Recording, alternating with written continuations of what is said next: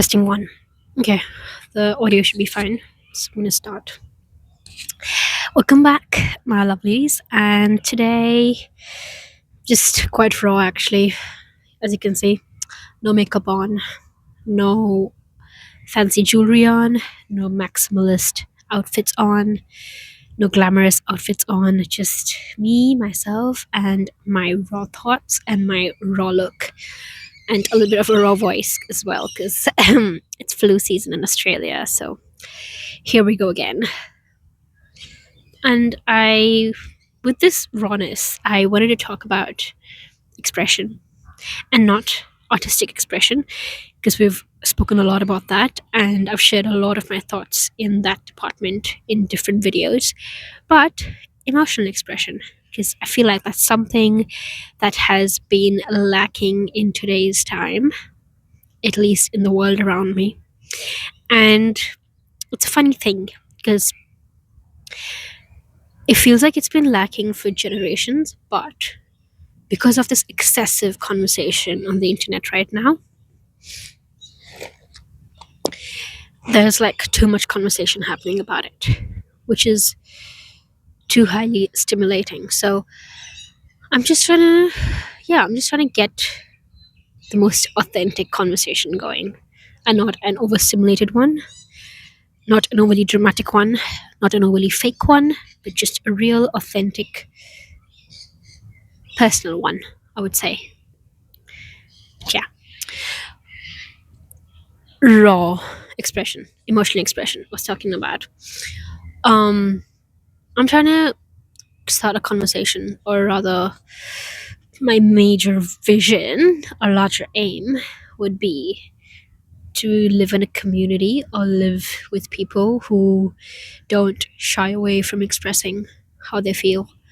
And when I say that, I feel like in today's time, we all express subliminally. Body language. It's basically nonverbal communication, which is a very strong way of expressing. But I think it's time we start expressing verbally as well. You'll just make things a lot less complicated and a lot easier to live with. So, um, normalizing. Normalizing expression. What does that mean?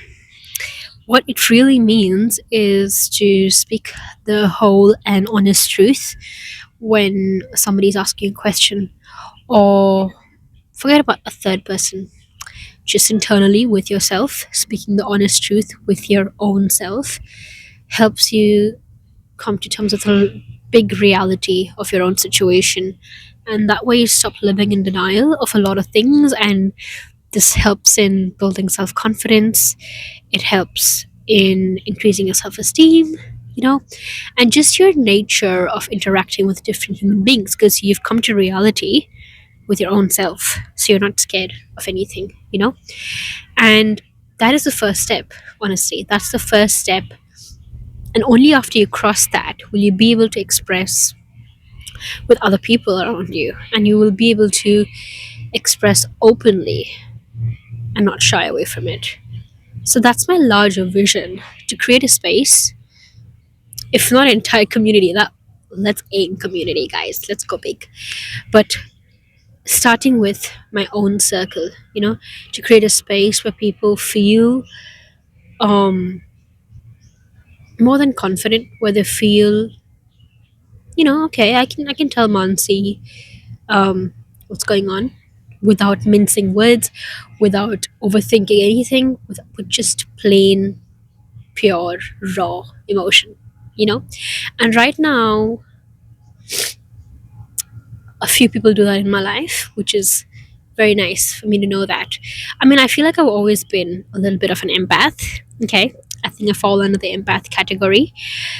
That's why people normally come to me and they tell me about their emotions, or their dealings, or just their life stories. It comes very naturally to them to just open up to me, and that's probably because I'm an empath. So there's a certain amount of energy that's being transferred, so people feel naturally open to share with me. But I guess it's because I'm an empath. But other than that, I don't want to restrict it to that, I want to create this space where, just like we share, excuse me, just like we share about, flu season, belly aches, let's say you've broken a leg or something, we've just like we share these things so easily. Why can't we share, yeah, why can't we share emotions a little bit more easily with people? That's basically what I was thinking about. And I think I was giving an analogy to a friend a few weeks ago about how, so something happened in my personal life, and I was very disappointed with the way things were going in that direction, uh, and with that person and their behavior. And I was talking about the situation with another friend who she's my support system. I share everything with her. So I was sharing something with her about how, when you've broken a leg, right? When you've broken a leg or an arm or any part of your body, initially, yes, people come to your rescue and like, oh my God, are you okay? Have you been to the hospital? Have you checked it out? Say the cast is on. Initially, you're like, okay, are you okay? People are checking in on you. Thing is, they don't stop checking in on you until they see the cast is off, because it's a physical visual reminder that, hey, she's broken her arm, is she doing okay? They'll keep asking you like, how is the pain now, does it hurt, how do you shower? They ask you so many questions around that one injury until the cast is off. And even when the cast is off, they'll be like, oh, how are you doing now? Like, can you still function? Does that arm hurt? How is it going? Tell me about it. People keep asking you, they don't stop asking you questions because they visually saw that you got hurt, right? No. So I was giving this analogy to my friend, and I was telling her that I wish people use this um, approach even to emotional health. You know, yes, they do it to physical health, they do it to physical health, but I really wish they did it to mental health or emotional health. I would like to use the term emotional health today because I'm specifically talking about that. Oh my God, can this bird shut up? Okay. That. Okay. So I was talking to my friend and I was like, why can't people use this approach when it comes to emotional health? Like when something catastrophic happens in your life, initially they'll be like, hey, are you okay? Are you doing okay? They'll be like, I hope everything's all right. I'm here if you need me. These are all words of, they are very helpful, but actually, I don't think they're real. I don't think they're real. I'm sorry, guys. This sounds like a very harsh statement to make, but hey, are you okay? Are you doing okay? I'm here if you need anything at all. I'm always here for you. They're all just words, just foolish words. They mean nothing because that statement is made when that event occurs. But where are these people for the aftermath? Okay, the event occurred, you were distraught, and they're calming you down then and there. But that event, if it has hurt you, has left a wound, right? So it's going to take a while for you to heal from that wound. And ideally, you want people to be checking in on you through the healing process. So, yeah, that's what I want to talk about. But how we normalize breaking an arm or leg or any body part, and we check in on the person until the cast is off, until you know that injury doesn't hurt them anymore. Like you check in on them continuously, you ask questions around it. But why don't we ask the same question to somebody who's dealing with, yeah, why don't we ask questions to somebody who's dealing with emotional pain? Like you just let them be. Like, what kind of behavior is this? Letting people be? I don't think that's a good approach. Personally, I don't think that's a good approach. I think if somebody is distraught about something, it's really important to keep checking in on them, and keep asking them questions until they tell you loud and clear, leave them alone. Until those words come out from their very mouth, you don't leave them alone. You keep asking them questions. In an ideal world, or in my ideal little bubble, every every injury is treated the same. Every victory is treated the same. Everything is treated the same. That's how I would like to live in this world because yeah, I don't like the whole thing of suffering in silence. That's a very awful world to live in, guys. What is this? Nah, you should never be doing that to yourself or anybody around you. See, somebody who's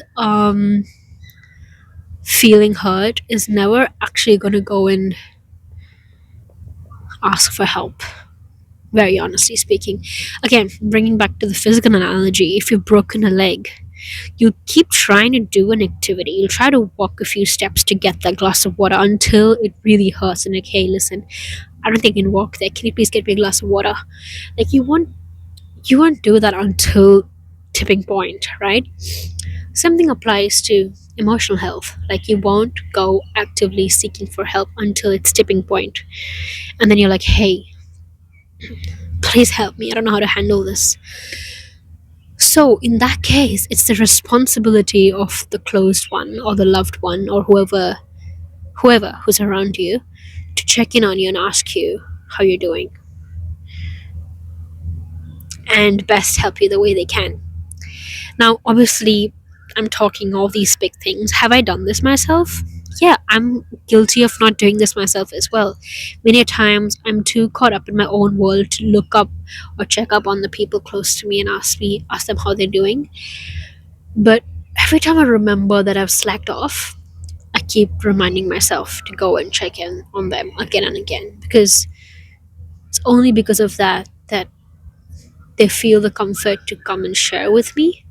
And if not with anybody else, at least they can share with me how they're doing. And that's one less burden for them. So try and help people as much as you can to go and make their little emotional burdens lesser.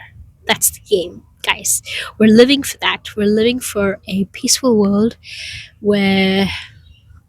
Ooh, oh my god, that bird.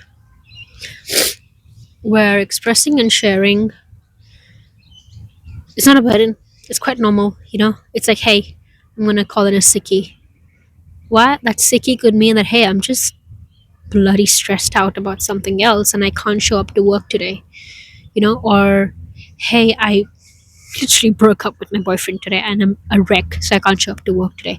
I think that should be normalized. This sounds really crazy, but I think that should be normalized because at the end of the day, it's still a scar on you. Even if it's not physical, it's there. It's left a scar on you somewhere. It's left a wound, and that one needs to heal, and everybody around you needs to help you while you're healing. Okay? They can't be telling you that it's too much. And that's just something I'd like to work on. Again, so why I'm trying to focus on emotional expression is because I've always been good at artistic expression. Um, all of last year, I've been thinking about it. All of last year, I experienced such drastic emotions, and the only way I knew how to express them was through my art. And I'll show you a couple of works I made during that time. So they tell a lot about how I was coping. I was trying to deal with. So I made a lot of Devi paintings at that time, and that's probably because I was feeling the sense of strength, and I was like angry at the same time. I was angry. I was feeling the sense of strength. I was sad. I don't know. I was just like a volcano of emotions. So I started making paintings, and that resulted in making me Devi paintings. But I think the change I want to make this year, keep making art by the way, because I'm an artist at the end of the day, so I can't stop doing that. But can the change I want to make this year is express more openly. That's what I want to work on. Use words. Yeah, there's always nonverbal communication, but use words.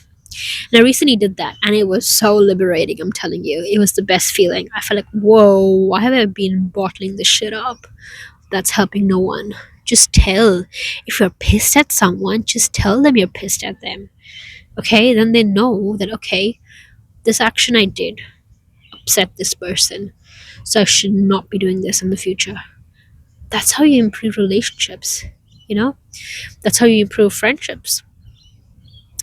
So, yeah, I think this is an old rule, but I guess we only learn with experiences. I've always been that person. And if you are that person who learns from experience rather than knowledge, then I guess this video is also for you, because no matter how much you read, it doesn't enter your brain until you experience it yourself. It's a little harsh, but I guess that's how we live. It's like a little bit of a thrill seeker, I would say. You want, every book will tell you that, oh my god, if you touch um fire, your finger's gonna get burnt. But you're like this little dumb person who's like, I don't know if it's gonna get burnt, so let me go and feel it myself. So I'll actively go and burn my finger to know if it gets burnt or if it hurts me. So, like, that's just a very useless example, but I think that's how, yeah, I am. And if you are like that, then maybe you enjoy this, and maybe you should talk to me in the comments. Let's create our own little circle of people who learn from experiences rather than knowledge. Like, I've never learned. Okay, I obviously learn things from knowledge as well. I read stuff, study stuff, but the things that have stayed with me long term have only been through experience. So maybe I'm a little bit of a thrill seeker rather than um, somebody who sticks to knowledge.